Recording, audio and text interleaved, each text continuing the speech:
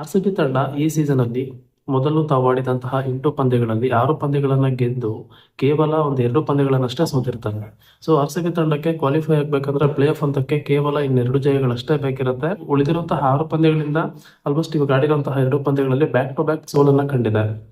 ಇನ್ನು ಮಿಕ್ಕಿರುವಂತಹ 4 ಪಂದ್ಯಗಳಿಂದ ಆರ್‌ಸಿಬಿ ತಂಡ at least top 2ನ finish ಮಾಡಬೇಕು ಅಂದ್ರೆ ಮಿನಿಮಮ್ 3 ಮ್ಯಾಚಸ್ ಅನ್ನ ಗೆಲ್ಲಲೇಬೇಕಾಗುತ್ತೆ. ಏನಕ್ಕಂದ್ರೆ ಈಗ ಹೈದರಾಬಾದ್ಗೆ ಇನ್ನು 3 ಮ್ಯಾಚ್ ಇದೆ. ಆಲ್ಮೋಸ್ಟ್ ಇನ್ನೊಂದು 2 ಪಂದ್ಯನಂತೂ ಗೆಲ್ಲಬಹುದು ಅಂತ ಅನ್ಕೊಂಡಿದ್ದೀನಿ. ಆ ಒಂದು 3 ಪಂದ್ಯಗಳಲ್ಲಿ ಆರ್‌ಸಿಬಿ ತಂಡದ ವಿರುದ್ಧ ಕೂಡ ಒಂದು ಪಂದ್ಯ ಇದೆ. ಮತ್ತೊಂದು ಕಡೆ ಪಂಜಾಬ್ ತಂಡದ್ದು ಸೇಮ್ ಇದೇ ಕಥೆ ಆಗಿದೆ. ಸೊ ಈ ಸೀಸನ್ ಅಲ್ಲಿ ಪಂಜಾಬ್ ತಂಡ ಮೊದಲು ತಾವು ಆಡಿದಂತಹ 7 ಪಂದ್ಯಗಳಲ್ಲಿ ಅನ್ಡಿಫಿಟೆಡ್ ಆಗಿ ಉಳ್ಕೊಂಡಿದ್ರು. ಬರ್ತಾ ಬರ್ತಾ ಹ್ಯಾಟ್ರಿಕ್ ಪಂದ್ಯಗಳನ್ನ ಅವರು ಸೋತು ಈಗ ಕೂಡ ಅವರು ಒಂದು ಪಾಯಿಂಟ್ಸ್ ಟೇಬಲ್ ನಲ್ಲಿ ಒಂದ್ ಸ್ವಲ್ಪ ಸ್ಟೇಬಲ್ ಆಗಿದ್ರು ಕೂಡ ಒಂದು ಚಿಂತೆ ಕಾಡ್ತಾ ಇದೆ ಅವರನ್ನ. ಸೊ ಇದಾದ್ಮೇಲೆ ಆರ್‌ಸಿಬಿ ತಂಡದ್ದು ಇದೇ ಕತೆ. ಆರ್‌ಸಿಬಿ ತಂಡದ್ದು ಒಂದು ಪ್ಲಸ್ ಏನಂತಂದ್ರೆ ಈ ಸೀಸನ್ ಅಲ್ಲಿ ಆಲ್ಮೋಸ್ಟ್ ಈಗ ಅಂದ್ರೆ 6 ಪಂದ್ಯಗಳನ್ನ ಗೆದ್ದಿದ್ರು ಕೂಡ 4 ಪಂದ್ಯಗಳನ್ನ ಸೋತಿದ್ದೀವಿ. ಸೊ ಇನ್ನ ಮಿಕ್ಕಿರುವಂತಹ 4 ಪಂದ್ಯಗಳಲ್ಲಿ 3 ಪಂದ್ಯಗಳನ್ನ ಟೆನಿ ಕಾಸ್ಟ್ ಗೆಲ್ಲೇಬೇಕಾಗತ್ತೆ. ಇಲ್ಲ ಅಂದ್ರೆ ಎಲಿಮಿನೇಟರ್ ಅಥವಾ ಒಂದು 3ನೇ ಪ್ಲೇಸ್ ಅಥವಾ 4ನೇ ಪ್ಲೇಸ್ ಇದ್ರೆ ಎಲಿಮಿನೇಟರ್ ಪಂದ್ಯನ ನಾವು ಆಡ್ಲೇಬೇಕಾಗತ್ತೆ. ಸೊ ಆರ್‌ಸಿಬಿ ತಂಡ ಪ್ಲೇ ಆಫ್ ಅಂತೂ ರೀಚ್ ಆಗುತ್ತೆ, ಬಟ್ ಟಾಪ್ 2 ಫಿನಿಶ್ ಮಾಡುತ್ತಾ ಇಲ್ವಾ ಅನ್ನೋದೇ ಒಂದು ಪ್ರಶ್ನೆ ಉಳ್ಕೊಂಡಿದೆ. ಸೊ ಒಂದ್ ಕಡೆ CSK ತಂಡ ಈ ಸೀಸನ್ ಅಲ್ಲಿ ಮಿಡ್ ಆಫ್ ದಿ ಸೀಸನ್ ಅಲ್ಲೇ ಔಟ್ ಆಫ್ ದಿ ಟೂರ್ನಮೆಂಟ್ ಹೋಗ್ತಾರೆ ಅಂತ ಎಲ್ಲರೂ ಕೂಡ ಅನ್ಕೊಂಡಿದ್ರು. ಇವನ್ ನಾನು ಕೂಡ ಹಂಗೆ ಅನ್ಕೊಂಡಿದ್ದೆ. ಸೊ ಅದಾದ್ಮೇಲೆ ಈಗ ಆಲ್ ಆಫ್ ಸಡನ್ ಅನ್ನೋ ರೀತಿಲಿ CSK ತಂಡ ಮೊದಲು ತಾವಾಡಿದಂತಹ 3 ಪಂದ್ಯಗಳಲ್ಲಿ ಸತತ ಹ್ಯಾಟ್ರಿಕ್ ಸೋಲನ್ನ ಕಂಡಿರ್ತಾರೆ. ಸೊ ಅದಾದ್ಮೇಲೆ ತಾವಾಡಿದಂತಹ 7 ಪಂದ್ಯಗಳಲ್ಲಿ 5 ಜಯಗಳನ್ನ ಕಾಣುವ ಮೂಲಕ CSK ಒಂದ್ ಕಡೆ ಅಂದ್ರೆ ಸೋಲು ಗೆಲುವು ಎರಡನ್ನೂ ಕೂಡ ಬ್ಯಾಲೆನ್ಸ್ ಮಾಡ್ತಾ ಬಂದಿದೆ. ಸೊ 5 ಪಂದ್ಯಗಳನ್ನ ಸೋತಿದ್ರೆ 5 ಪಂದ್ಯಗಳನ್ನ ಗೆದ್ದಿದೆ CSK ತಂಡ. ಸೊ ಈ ಒಂದು CSK ತಂಡದ ಅಥವಾ ಮಿಕ್ಕಿರುವಂತಹ ತಂಡಗಳ ಒಂದು ಪ್ರದರ್ಶನವನ್ನ ನೋಡ್ತಾ ಹೋದ್ರೆ ಈ ಸರಿ ಪ್ಯಾಂಟ್ಸ್ ಬಲ್ ಶೇಕ್ ಆಗೋದಂತೂ ಗ್ಯಾರಂಟಿ ಅಂತ ಅನಿಸ್ತಾ ಇದೆ. ಸೊ ಒಂದ್ ಕಡೆ ಆರ್‌ಸಿಬಿ ತಂಡದ ಒಂದು ತಲೆನೋವಾಗಿದೆ. ಈ ಸೀಸನ್ ಆಗ್ಬೋದು ಅಥವಾ ಓದ್ ಸೀಸನ್ ಆಗ್ಬೋದು ಆರ್‌ಸಿಬಿ ತಂಡ first time back to back 2 ಸೋಲುಗಳನ್ನ ಕಂಡಿದೆ. ಸೊ ಮತ್ತೊಂದು ಕಡೆ ಆರ್‌ಸಿಬಿ ವಿರಾಟ್ ಕೊಹ್ಲಿ ಅವರು ಕಳೆದ ಸೀಸನ್ ಅಲ್ಲೂ ಕೂಡ ಒಂದು ಡಕ್ಔಟ್ ಏನ್ ಆಗಿರಲಿಲ್ಲ ಅನ್ಸುತ್ತೆ. ನೆನ್ನೆ ಒಂದು ಪಂದ್ಯದಲ್ಲಿ ವಿರಾಟ್ ಕೊಹ್ಲಿ ಅವರು ಡಕ್ಔಟ್ ಆಗ್ತಾರೆ. ಸೊ ನೆನ್ನೆ ಒಂದು ಪಂದ್ಯದಲ್ಲಿ ಆಲ್ಮೋಸ್ಟ್ ಒಂದು ಸ್ವಲ್ಪ ಹೊತ್ತು ಅಂದ್ರೆ ಪವರ್ ಪ್ಲೇ ಒಂದು 3ರಿಂದ 4 ಓವರ್ ವರೆಗೂ ವಿರಾಟ್ ಕೊಹ್ಲಿ ಅವರೇನಾದ್ರು ಬ್ಯಾಟಿಂಗ್ ಆಡ್ಕೊಟ್ಟಿದ್ರೆ ಆರ್‌ಸಿಬಿ ತಂಡಕ್ಕೆ ಒಂದು ಗೆಲ್ಲುವಂತ ಅವಕಾಶ ಆಯ್ತು. ಏನಕ್ಕಂದ್ರೆ ಈ ಟೂರ್ನಿಲಿ ನಾವು ಗೆದ್ದಿರುವಂತಹ 6 ಪಂದ್ಯಗಳಲ್ಲಿ 1ರಿಂದ 2 ಮ್ಯಾಚಸ್ ಅನ್ನ ಬಿಟ್ಟರೆ ಆಲ್ಮೋಸ್ಟ್ ಆರ್‌ಸಿಬಿ ತಂಡ ವಿರಾಟ್ ಕೊಹ್ಲಿ ಅವರ ಬ್ಯಾಟಿಂಗ್ ಮೇಲೆನೆ ಹೆಚ್ಚು ಅವಲಂಬಿತವಾಗಿದೆ ಅಂತ ಒಂದ್ ಸ್ವಲ್ಪ ಸ್ಪಷ್ಟವಾಗ್ತಾ ಇದೆ ಅಂತ. ಆದ್ರೂ ಕೂಡ ಮಿಕ್ಕಿದವರ ಇಂಟೆಂಟ್ ಕೂಡ ಚೆನ್ನಾಗಿತ್ತು. ಟಿಮ್ ಡೇವಿಡ್ ಅವರಾಗ್ಬೋದು, ದೇವದತ್ ಪಡಿಕ್ಕಲ್ ಅವರಾಗ್ಬೋದು, ಮತ್ತೆ ಪಟ್ಟಿದಾರ್ ಅವರಾಗ್ಬೋದು, ರೊಮೊರೆ ಶೆಫರ್ಡ್ ಅವರಾಗ್ಬೋದು, ಮತ್ತೆ ಕೃಣಾಲ್ ಪಾಂಡೆ ಅವರಾಗ್ಬೋದು. ಅಂದ್ರೆ ಕೇವಲ 9 ರನ್ಗಳಿಗೇನೆ ಆರ್‌ಸಿಬಿ ತಂಡ ಜೇಕಬ್ ಬೆಥೆಲ್ ಅವರು ವಿಕೆಟ್ ಮತ್ತೆ ವಿರಾಟ್ ಕೊಹ್ಲಿ ಅವರ ವಿಕೆಟ್ ಅನ್ನ ಕಳ್ಕೊಂಡ್ರು ಕೂಡ ಅವರ ಒಂದು ಇಂಟೆಂಟ್ ಚೆನ್ನಾಗಿತ್ತು ಅಂತ ಹೇಳ್ಬೋದು. ಸೊ ಇದಿಷ್ಟು ಆದ್ಮೇಲೆ ನಿನ್ನೆಯ ಒಂದು ಪಂದ್ಯದಲ್ಲಿ ಲಕ್ನೋ ತಂಡ ಈ ಸೀಸನ್ ಎಲ್ಲ ಗೆಲುವನ್ನ ಸಾಧಿಸಿದೆ ಅಂತ ಹೇಳ್ಬೋದು. ಮತ್ತೊಂದು ಕಡೆ ಈ ಸೀಸನ್ ಅಲ್ಲಿ ಬ್ಯಾಕ್ ಟು ಬ್ಯಾಕ್ 6 ಸೋಲುಗಳನ್ನ ಕಂಡಿರ್ತಾರೆ. ಸೊ ನಿನ್ನೆ ಆರ್‌ಸಿಬಿ ತಂಡದ ವಿರುದ್ಧ ಫೈನಲಿ ಅವರ ಒಂದು ಬಂದು ಎಂಡ್ ಆಗಿದೆ ಅಂತ ಹೇಳ್ಬೋದು. ಸೊ ಇದಿಷ್ಟು ಆದ್ಮೇಲೆ ಮೊದಲಿಗೆ ನಿನ್ನೆ ನಡೆದಂತಹ ಪಂದ್ಯದಲ್ಲಿ ಆರ್‌ಸಿಬಿ ತಂಡ ಟಾಸ್ ಅನ್ನ ಗೆದ್ದು ಬೌಲಿಂಗ್ ಅನ್ನು ಆಯ್ಕೆ ಮಾಡ್ಕೊಳ್ಳುತ್ತೆ. ಸೊ ಒಂದ್ ಕಡೆ ಟಾಸ್ ಅನ್ನ ಸೋತು ಬ್ಯಾಟಿಂಗ್ ಇಳಿದಂತಹ LSG ತಂಡಕ್ಕೆ ಮಿಚೆಲ್ ಮಾರ್ಷ್ ಅವರು 111 ರನ್, ಒಂದು 56 ಎಸೆತ ಮತ್ತೊಂದು 9 ಬೌಂಡ್ರಿ ಮತ್ತೆ ಒಂದು 9 ಸಿಕ್ಸರ್ ಅನ್ನು ಕೂಡ ಸಿಡಿಸ್ತಾರೆ. ಸೊ ಮತ್ತೊಂದು ಕಡೆ ಹರ್ಷಿನ್ ಕುಲಕರ್ಣಿ ಅವರು ಕೂಡ ಅಂದ್ರೆ ನಿನ್ನೆ ಈ ಸೀಸನ್ ಅಲ್ಲಿ ಫಸ್ಟ್ ಪಂದ್ಯ ಆಡಿದಾರೆ ಅನ್ಸುತ್ತೆ. ಅವ್ರ ಕಡೆಯಿಂದ ಒಂದು 17 ರನ್ 24 ಎಸೆತ 1 ಬೌಂಡ್ರಿ ಕೂಡ ಸಿಡಿಸಿರ್ತಾರೆ. ಆಲ್ಮೋಸ್ಟ್ ಅವರು ಈ ಸೀಸನ್ ಅಲ್ಲಿ ಬ್ಯೂಟಿಫುಲ್ ಟೆಸ್ಟಿಂಗ್ಸ್ ಕೂಡ ಬರ್ತಾ ಇರುತ್ತೆ. ಸೊ ಕೃಣಾಲ್ ಪಾಂಡೆ ಅವ್ರು ಬರ್ತಾರೆ. ಹೋಗೋಕ್ಕೂ ಮೊದಲು ಆರ್‌ಸಿಬಿ ತಂಡ ಗ್ರಿಪ್ ಅನ್ನ ಸಾಧಿಸಿತಾ ಅಂತ ಹೇಳ್ಬೋದು. ಅವ್ರು ಹೇಳ್ಬೇಕಂತಂದ್ರೆ ಅಂದ್ರೆ ಒಂದ್ ಕಡೆಯಿಂದ ಮಿಚೆಲ್ ಮಾರ್ಷ್ ಅವರು ದಡ ಬಡ ಅಂತ ಹೊಡಿತಾ ಇದ್ರು ಕೂಡ ಸ್ಕೋರ್ನ ಆಲ್ಮೋಸ್ಟ್ ಒಂದ್ ತಂಡದ ಒಂದು ಕೈಯಲ್ಲೇ ಇತ್ತು ಅಂತ ಹೇಳ್ಬೋದು. ಸೊ ಅದಾದ್ಮೇಲೆ ನಿಕೋಲಸ್ ಪೂರನ್ ಅವ್ರು ಬರ್ತಾರೆ. ಅವರು ಮುಂಬೈ ತಂಡದ ವಿರುದ್ಧ ಯಾವ ರೀತಿಯ ಒಂದು ಪರ್ಫಾರ್ಮೆನ್ಸ್ ಅನ್ನ ಕೊಟ್ಟಿದ್ರು ಆ ಒಂದು ಪರ್ಫಾರ್ಮೆನ್ಸ್ ಅನ್ನ ಕೂಡ ನಿನ್ನೆ ಕೂಡ ಕಂಟಿನ್ಯೂ ಮಾಡ್ತಾರೆ. 23 ಎಸೆತಗಳಲ್ಲಿ 38 ರನ್, ಒಂದು 3 ಬೌಂಡ್ರಿ, ಒಂದು 2 ಸಿಕ್ಸರ್ ಗಳನ್ನ ಕೂಡ ಸಿಡಿಸ್ತಾರೆ. ಅವರು ಕೂಡ ವಿಕೆಟ್ ಅನ್ನು ಒಪ್ಪಿಸಿ ಹೋದ್ಮೇಲೆ ರಿಷಬ್ ಪಂತ್ ಅವ್ರು ಬರ್ತಾರೆ. ಕ್ಯಾಪ್ಟನ್ ರಿಷಬ್ ಪಂತ್ ಅವರು ಕೇವಲ 10 ಎಸೆತಗಳನ್ನ ಮಾತ್ರ 3 ಬೌಂಡ್ರಿ ಮತ್ತೆ 2 ಸಿಕ್ಸರ್ಗಳನ್ನ ಕೂಡ ಸಿಡಿಸ್ತಾರೆ. ಸೊ ಒಂದ್ ಕಡೆ ಮಾರ್ಕ್ರಮ್ ಅವ್ರಿಗೆ ನೆನ್ನೆ ಒಂದು ಪಂದ್ಯದಲ್ಲಿ ಅವರಿಗೆ ಬ್ಯಾಟಿಂಗ್ ಹೆಚ್ಚಾಗಿ ಸಿಗೋದಿಲ್ಲ. ಕೇವಲ 1 ಬಾಲ್ಗೆ 1 ರನ್ ಅಷ್ಟೇ ಹೊಡಿತಾರೆ ಅವರು. ನೆನ್ನೆಯ ಒಂದು ಪಂದ್ಯದಲ್ಲಿ ಪದೇ ಮಳೆ ಬಂದು ಅಡಚಣೆ ಮಾಡ್ತಾ ಇರತ್ತೆ ಪಂದ್ಯ. ಸೊ ಈ ಒಂದು ಕಾರಣದಿಂದ ಪಂದ್ಯವನ್ನ ಕೇವಲ 19 ಓವರ್ಗಳಿಗೆ ಫೈನಲೈಸ್ ಮಾಡಲಾಗುತ್ತೆ.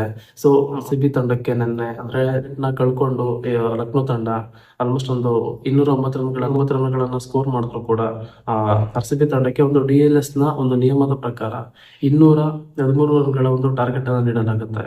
ಸೊ ಈ ಒಂದು ಬಿಗ್ ಸ್ಕೋರ್ ಅನ್ನ ಚೇಸಿಂಗ್ಗೆ ಇಳಿದಂತಹ ಆರ್ ಸಿ ಬಿ ಆಲ್ಮೋಸ್ಟ್ ಒಂದು ಜೇಕಬ್ ಬೆಥೆಲ್ ಅವರು ಒಂದು 5 ರನ್ ಮತ್ತೆ ವಿರಾಟ್ ಕೊಹ್ಲಿ ಅವರು ಡಕ್ಔಟ್ ಆಗ್ತಾರೆ. ಅಟ್ಲೀಸ್ಟ್ ವಿರಾಟ್ ಕೊಹ್ಲಿ ಅವರು ನಿನ್ನೆ ಒಂದು ಸ್ವಲ್ಪ ಹೊತ್ತು ಆಂಕರಿಂಗ್ ಇನ್ನಿಂಗ್ಸ್ ಅನ್ನ ಆಡಿದ್ರೆ ಆರ್ ಸಿ ಬಿ ತಂಡಕ್ಕೆ ಒಂದು ಅವಕಾಶ ಇತ್ತು ಅಟ್ಲೀಸ್ಟ್ ಪಂದ್ಯದಲ್ಲಿ ಒಂದು ಹಿಡಿಯೋಕೆ.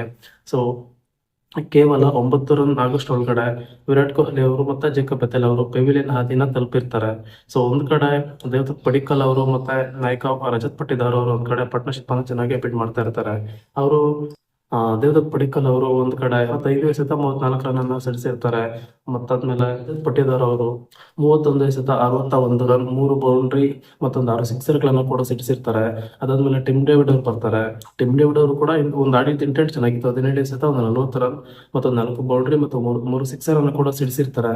ಸೊ ಇದಾದ್ಮೇಲೆ ಜಿತೇಶ್ ಶರ್ಮಾ ಅವ್ರು ಬರ್ತಾರೆ. ಜಿತೇಶ್ ಶರ್ಮಾ ಅವರು 3 ಎಸೆತ ಕೇವಲ 1 ರನ್ ಅನ್ನ ಮಾತ್ರ ಹೊಡಿತಾರೆ. ಅವ್ರ ಬ್ಯಾಟಿಂಗ್ ಏನಾಗಿದೆ ಅಂತ ಗೊತ್ತಾಗ್ತಿಲ್ಲ. ಅಣ್ಣ ಏನಾಗಿದೆ ಅಣ್ಣ ನಿನ್ಗೆ, ಅಟ್ಲೀಸ್ಟ್ ನಿನ್ನೆನಾದ್ರೂ ನೀನ್ ಚೆನ್ನಾಗಿ ಆಡ್ತೀಯ ಅಂತ ಅನ್ಕೊಂಡಿದ್ದೆ ನಾನು. ಸೊ ಅವ್ರ ಕಡೆಯಿಂದ ಕೂಡ ಒಂದು ಫ್ಲಾಪ್ ಶೋ ಕಂಟಿನ್ಯೂ ಆಗುತ್ತೆ. ಸೊ ಅದಾದ್ಮೇಲೆ ಫೈನಲಿ ಆ ಕಡೆ ಒಂದು ಎಸೆತಗಳಿಗೆ ಆಲ್ಮೋಸ್ಟ್ ಒಂದು 47 ರನ್ಗಳ ಒಂದು ಅವಶ್ಯಕತೆ ಇರುತ್ತೆ. ರೊಮರೆ ಶೆಫರ್ಡ್ ಅವ್ರು ಬರ್ತಾರೆ. ಅವರು ಫೇಸ್ ಮಾಡಿದಂತಹ ಮೊದಲ 2 ಎಸೆತಗಳಿಗೆ ಆಲ್ಮೋಸ್ಟ್ ಒಂದು 2 ಬೌಂಡ್ರಿನ ಸಿಡಿಸ್ತಾರೆ. ಸೊ ಅಂದ್ರೆ ಎರಡು ಎಸೆತಗಳಿಗೆ 8 ರನ್ ಆಗುತ್ತೆ. ಸೊ 8 ಬಾಲ್ನ ಫೇಸ್ ಮಾಡೋದ್ರೊಳಗಡೆ ಅಂದ್ರೆ 8ನೇ ಬಾಲ್ಗೆ ಅವರು 9 ರನ್ ಅನ್ನ ಸಿಡಿಸ್ತಾರೆ. ಅಂದ್ರೆ ಆಲ್ಮೋಸ್ಟ್ ಒಂದು 6 ಬಾಲ್ನ ಡಾಟ್ ಮಾಡ್ದಂಗೆ ಆಯ್ತು. ಸೊ ಒಂದ್ ಕಡೆ ಕೃಣಾಲ್ ಪಾಂಡೆ ಅವರು ಕೂಡ ಸೇಮ್ ಅದೇ ಕತೆ ಅವರದ್ದು ಕೂಡ. ಅವ್ರೇನ್ ಮಾಡ್ತಾ ಇದ್ರು, ಮೊದಲು ಅವರು ಇವಾಗ 16 ಬಾಲ್ಗೆ 28 ರನ್ ಮತ್ತೊಂದು 2 ಬೌಂಡ್ರಿ ಮತ್ತೊಂದು 2 ಸಿಕ್ಸರ್ನ ಕೂಡ ಸಿಡಿಸಿದ್ದಾರೆ. ಸೊ ಅವರು ಕೂಡ ಮೊದಲ ಒಂದು 9 ಎಸೆತಗಳಲ್ಲಿ ಕೇವಲ ಅವ್ರು ಗಳಿಸಿದ 10 run. So R C B ತಂಡ ಮೈನ್ ಸೋತಿರೋದೇ ಇಲ್ಲಿ. ಅಂದ್ರೆ ಈಗ ಮ್ಯಾಚಸ್ ಅನ್ನ ಗೆಲ್ಬೇಕಂದ್ರೆ 6 ಹೊಡೆದೇ ಗೆಲ್ಸ್ಬೇಕು ಅಥವಾ 4 ಹೊಡೆದೇ ಗೆಲ್ಸ್ಬೇಕು ಅಂತ ಅನ್ನೋದಲ್ಲ. ಅಟ್ಲೀಸ್ಟ್ ಒಂದು ಸಿಂಗಲ್ ಡಬಲ್ಸ್ ಆದ್ರೂ ಬಂದಿದ್ರೆ ಅದರಲ್ಲಿ ಗೆಲ್ಬೋದಾಗಿತ್ತು ನಾವು. ಸೊ ಲಾಸ್ಟ್ ಓವರ್ ಅಲ್ಲಿ 20 ರನ್ಗಳ ಒಂದು ಅವಶ್ಯಕತೆ ಇದ್ದಾಗ ಅಟ್ಲೀಸ್ಟ್ ಹೊಡಿಬೋದಾಗಿತ್ತಾ ಅಥವಾ ಸಿಕ್ಸರ್ನ ಅವರು ರೊಮರೆ ಶೆಫರ್ಡ್ ಅವರು ಕನೆಕ್ಟ್ ಮಾಡಿಲ್ವಾ? ಸೊ ಕನೆಕ್ಟ್ ಮಾಡ್ಬೋದಾಗಿತ್ತಾ ಅಂತ ಅನ್ನಿಸ್ತು. ಸ್ವಲ್ಪ ಗಾಬರಿಲಿದ್ದಂಗಿತ್ತು. ಒಂದ್ ಸ್ವಲ್ಪ ಅಟ್ಲೀಸ್ಟ್ ಒಂದು ಬಾಲ್ನ ಟೈಮಿಂಗ್ಸ್ ನೋಡ್ಕೊಂಡು ಅಟ್ಲೀಸ್ಟ್ ಒಂದು 2 ಸಿಕ್ಸರ್ನಾದ್ರೂ ಸಿಡಿಸಿದ್ರೆ ಅಟ್ಲೀಸ್ಟ್ ಒಂದು ಪಂದ್ಯದಲ್ಲಿ ಟರ್ನ್ ಆದ್ರೂ ಬರ್ತಿತ್ತು. So all of a sudden ಅನ್ನೋ ರೀತಿಲಿ ಆರ್ ಸಿ ಬಿ ತಂಡ ಫೈನಲಿ ಅಂದ್ರೆ ಕಡೆ ಎಸೆತದಲ್ಲಿ ಒಂದು 13 ರನ್ ನಿನ್ನೆ ಒಂದು ಪಂದ್ಯದಲ್ಲಿ ಆರ್ ಸಿ ಬಿ ತಂಡ ಒಂದು DLS ನ ನಿಯಮದ ಪ್ರಕಾರ 9 ರನ್ಗಳಿಂದ ಸೋಲುತ್ತೆ. ಸೊ ಈ ಮೂಲಕ ಆರ್ ಸಿ ಬಿ ತಂಡಕ್ಕೆ ಒಂದು ಪ್ಲಸ್ ಇರೋದು ಪಾಯಿಂಟ್ಸ್ ಟೇಬಲ್ ನ 3ನೇ ಪ್ಲೇಸ್ ಅಲ್ಲೇ ಕಂಟಿನ್ಯೂ ಆಗ್ತಾ ಇದಾರೆ. ಸೊ ಅದಾದ್ಮೇಲೆ ಆರ್ ಸಿ ಬಿ ತಂಡದ ನೆಟ್ ರನ್ ರೇಟ್ ಇನ್ನೂ ಹಂಗೆ ಇದೆ. ಸೊ ಇನ್ನು ಮಿಕ್ಕಿರುವಂತಹ 4 ಪಂದ್ಯಗಳಲ್ಲಿ ಆಲ್ಮೋಸ್ಟ್ 3 ಪಂದ್ಯಗಳನ್ನ ಗೆಲ್ಲಲೇಬೇಕಾಗುತ್ತೆ. ಅಷ್ಟೊಂದೇನು ಈಸಿಯಾಗಿ ಒಂದು ವಿನ್ ಆಗುವಂತಹ ಪಂದ್ಯದಲ್ಲಿ ಆರ್ ಸಿ ಬಿ ತಂಡ ಸೋಲನ್ನು ಅನುಭವಿಸಿದ್ರು. ಸೊ ಇಲ್ಲಿಂದ ಆರ್ ಸಿ ಬಿ ತಂಡಕ್ಕೆ ಪಾಯಿಂಟ್ಸ್ ಟೇಬಲ್ ನ ನಂಬರ್ 1 ಪ್ಲೇಸ್ ನ ರೀಚ್ ಮಾಡೋಕೆ ನಿನ್ನೆ ಒಂದು ಒಳ್ಳೆ ಅವಕಾಶ ಆಗಿತ್ತು. ಸೊ ಆರ್ ಸಿ ಬಿ ತಂಡ ತಮಗೆ ಒಂದು ಬಂದಿದ್ದಂತಹ ಅವಕಾಶನ ತಾವೇ ಒಂದು ಮಿಸ್ ಮಾಡ್ಕೊಂಡ್ರು ಅಂತ ಹೇಳಿದ್ರೂ ತಪ್ಪಾಗಲ್ಲ. ಸೊ ಒಂದ್ ಕಡೆ ಇನ್ನು ಮಿಕ್ಕಿರುವಂತಹ 4 ಪಂದ್ಯಗಳಲ್ಲಿ ಆರ್ ಸಿ ಬಿ ತಂಡ ಟಾಪ್ 2 ಫಿನಿಶ್ ಮಾಡ್ಬೇಕು ಅಂದ್ರೆ ಸತತ ಅಥವಾ ಈ ಮಿಕ್ಕಿರುವಂತಹ 4 ಪಂದ್ಯಗಳಲ್ಲಿ 3 ಪಂದ್ಯನ ಗೆಲ್ಲಲೇಬೇಕಾಗತ್ತೆ. ನಾವಿನ್ನು ಮುಂಬೈ ತಂಡನ ಫೇಸ್ ಮಾಡ್ಬೇಕು, KKR ತಂಡನ ಫೇಸ್ ಮಾಡ್ಬೇಕು, ಪಂಜಾಬ್ ತಂಡ ಮತ್ತೊಂದ್ ಕಡೆ ಹೈದರಾಬಾದ್ ತಂಡನ ಕೂಡ ಫೇಸ್ ಮಾಡ್ಬೇಕು. ಸೊ ನೆನ್ಪಿಟ್ಕೋಬೇಕು, ಇದರಲ್ಲಿ ಆರ್ ಸಿ ಬಿನೂ ಸೇರ್ಕೊಂಡು ಅಂದ್ರೆ ಪಾಯಿಂಟ್ಸ್ ಟೇಬಲ್ ನ ಟಾಪ್ 4 ಅಲ್ಲಿ ಇರುವಂತ 2 ತಂಡಗಳನ್ನ ಫೇಸ್ ಮಾಡ್ಬೇಕು ಅಂದ್ರೆ SRH ಮತ್ತೆ ಒಂದು ಪಂಜಾಬ್. ಸೊ ಇಲ್ಲಿಂದ ಆರ್ ಸಿ ಬಿಗೆ ಒಂದು ಸ್ವಲ್ಪ ಕಷ್ಟ ಆಗ್ಬೋದು ಅಂತ ಅನ್ಸುತ್ತೆ. ಏನಕ್ಕಂದ್ರೆ ಆರ್ ಸಿ ಬಿ ತಂಡ ಇವಾಗಿರೋ ಫಾರ್ಮ್ ಏನೋ ಚೆನ್ನಾಗಿದೆ, ಎಲ್ರು ಹೊಡಿತಾ ಇದಾರೆ ಮತ್ತೆ ಎಲ್ರು ಇದ್ ಮಾಡ್ತಾ ಇದಾರೆ. ಬಟ್ ಗೆಲ್ತಾರ ಅನ್ನೋದೇ ಒಂದು ಅನುಮಾನ ಇದೆ. ಸೊ ನೋಡೋಣ ಏನಾಗುತ್ತೆ ಅಂತ. ಇಲ್ಲಿಂದ ಆರ್ ಸಿ ಬಿ ತಂಡಕ್ಕೆ ಒಂದ್ ಸ್ವಲ್ಪ ಕಷ್ಟ ಆದ್ರೂ ಹೇಳಕ್ಕಾಗಲ್ಲ. ಆರ್ ಸಿ ಬಿ ತಂಡ ಏನಾದ್ರು ಪ್ಲೇ ಆಫ್ ಅಂತನ ರೀಚ್ ಮಾಡಿದ್ರೆ ಖುಷಿ ಪಡ್ಬೇಕಾಗತ್ತೆ. ಹೇಳಕ್ಕಾಗಲ್ಲ ಆರ್ ಸಿ ಬಿ ತಂಡ ಅಥವಾ ತಂಡ ಟೂರ್ನಿ ಸ್ಟಾರ್ಟ್ ಇಂದ ಹಿಡಿದು ಅಂದ್ರೆ ಮಿಡಲ್ ಆಫ್ IPL ಆಗೋವರೆಗೂ ಒಂದು ಚೆನ್ನಾಗಿ ಪರ್ಫಾರ್ಮೆನ್ಸ್ ಅನ್ನ ಕೊಟ್ಕೊ ಬಂದ್ರು ಕೂಡ ಈ ಒಂದು ಕಳೆದ ಒಂದು 3-4 ಪಂದ್ಯಗಳಲ್ಲಿ ಪರ್ಫಾರ್ಮೆನ್ಸ್ ನೋಡಿ ಆರ್ ಸಿ ಬಿ ತಂಡ ಪ್ಲೇ ಆಫ್ ಹೋಗುತ್ತಾ ಅಂತ ಅನ್ನೋ ಪ್ರಶ್ನೆ ಆಗಿದೆ. ಸೊ ಹೇಳಕ್ಕಾಗಲ್ಲ, ಆರ್ ಸಿ ಬಿ ತಂಡ ಲೀಗಿಂದ ಔಟ್ ಆದ್ರೂ ಒಂದು ಆಶ್ಚರ್ಯ ಪಡ್ಬೇಕಾಗಿಲ್ಲ. ಇನ್ನೇನ್ ಹೇಳ್ಬೇಕಂತ ನನ್ಗೆ ಗೊತ್ತಾಗ್ತಾ ಇಲ್ಲ. ಸೊ ಅಬ್ಸರ್ವ್ ಮಾಡಿದ್ರೆ CSK ತಂಡ ಆಗ್ಬೋದು, ಗುಜರಾತ್ ತಂಡ ಆಗ್ಬೋದು, ಡೆಲ್ಲಿ ತಂಡ ಆಗ್ಬೋದು, ಅಟ್ಲೀಸ್ಟ್ ಅವ್ರ ಕೈಲಿ ಅಂದ್ರೆ ಪಾಯಿಂಟ್ಸ್ ಟೇಬಲ್ ನ ಕೆಳಗಡೆ ಇದ್ದವರು ಅವರು ಈಗ ನಾವೇನೋ ಒಂದು ಸ್ಟೇಟ್ಮೆಂಟ್ ಅನ್ನ ಕೊಡ್ತಾ ಇದ್ದಾವೆ. CSK ತಂಡ 5 ಪಂದ್ಯಗಳನ್ನ ಗೆದ್ದು ಅವರು ಕೂಡ ಇನ್ನು ಮಿಕ್ಕಿರುವಂತಹ 4 ಪಂದ್ಯಗಳಲ್ಲಿ ಆಲ್ಮೋಸ್ಟ್ ಅವ್ರಿಗೆ ಪ್ಲಸ್ ಇರೋದ್ರಿಂದ ರನ್ ರೇಟ್ ಅಲ್ಲಿ ಹೇಳಕ್ಕಾಗಲ್ಲ, ಪ್ಲೇ ಆಫ್ ನ ರೀಚ್ ಮಾಡಿದ್ರು ಆಶ್ಚರ್ಯ ಪಡ್ಬೇಕಾಗಿಲ್ಲ. ಗುಜರಾತ್ ತಂಡ ಕೂಡ ಅಂದ್ರೆ ಇನ್ನ ಅವ್ರು ಆಡಿರುವಂತಹ ಈ ಟೂರ್ನಿಲಿ 10 ಪಂದ್ಯಗಳಿಂದ 6 ಪಂದ್ಯಗಳನ್ನ ಗೆದ್ದಿದ್ದಾರೆ. ಅವ್ರಿಗೂ ಕೂಡ ಒಂದು ಒಳ್ಳೆ ಅವಕಾಶ ಇದೆ. ಅವ್ರಿನ್ನ ಅಂದ್ರೆ ರನ್ ರೇಟ್ ಇಲ್ಲ ಅನ್ನೋದು ಬಿಟ್ರೆ ಅವ್ರಿಗೆ 2 ಪಂದ್ಯಗಳನ್ನ ಆಲ್ಮೋಸ್ಟ್ ಗೆಲ್ತಾರೆ ಅಂತಾನೆ ಹೇಳ್ಬೋದು. ನೆಕ್ಸ್ಟ್ ಮ್ಯಾಚ್ ಅವ್ರಿಗೆ ಹೈದರಾಬಾದ್ ತಂಡನ ಫೇಸ್ ಮಾಡ್ತಾ ಇದ್ದಾರೆ. ಸೊ ಇದಾದ್ಮೇಲೆ RCB ತಂಡ ನೆಕ್ಸ್ಟ್ ಪಂದ್ಯದಲ್ಲಿ ಮುಂಬೈ ತಂಡನ ಫೇಸ್ ಮಾಡ್ತಾ ಇದೆ. ಇದೇ ಸಂಡೇ ಅನ್ಸುತ್ತೆ, ಮುಂಬೈ ತಂಡನ RCB ತಂಡ ಫೇಸ್ ಮಾಡ್ತಾ ಇದೆ. ಸೊ ಆ ಪಂದ್ಯದಲ್ಲಂತೂ RCBಗೆ ಮಸ್ಟ್ ವಿನ್ ಗೇಮ್ ಅಂತೂ ಆಗೇ ಇರುತ್ತೆ. ಸೊ ನೋಡೋಣ ಗೆಲ್ತಾರ ಏನ್ ಮಾಡ್ತಾರೆ ಅಂತ. ಸೊ ಇದಿಷ್ಟಾದ್ಮೇಲೆ CSK ತಂಡ ಕೂಡ ಅವ್ರಿಗೂ ಕೂಡ ಒಂದು ಪ್ಲಸ್ ಇರೋದ್ರಿಂದ ಆಲ್ಮೋಸ್ಟ್ ಇನ್ನೊಂದು 3 ಪಂದ್ಯಗಳನ್ನ ಗೆಲ್ತಾರೆ ಅವರು ಬರ್ಬೋದು ಅನ್ಸುತ್ತೆ, ಅಥವಾ 3 ಪಂದ್ಯಗಳನ್ನ ಗೆಲ್ತಾರ ಏನ್ ಮಾಡ್ತಾರೆ ನೋಡೋಣ. ಸೊ ಇದಿಷ್ಟು ನೆನೆಯ ಪಂದ್ಯವನ್ನ ನೋಡಿದ್ಮೇಲೆ ನನ್ಗನ್ಸಿದ್ದು ಹೊಡಿಬೇಕು ಮಾರಯ್ಯ, ಹೊಡ್ದಿಲ್ಲ ಅಂದ್ರೆ ಆಗಲ್ಲ.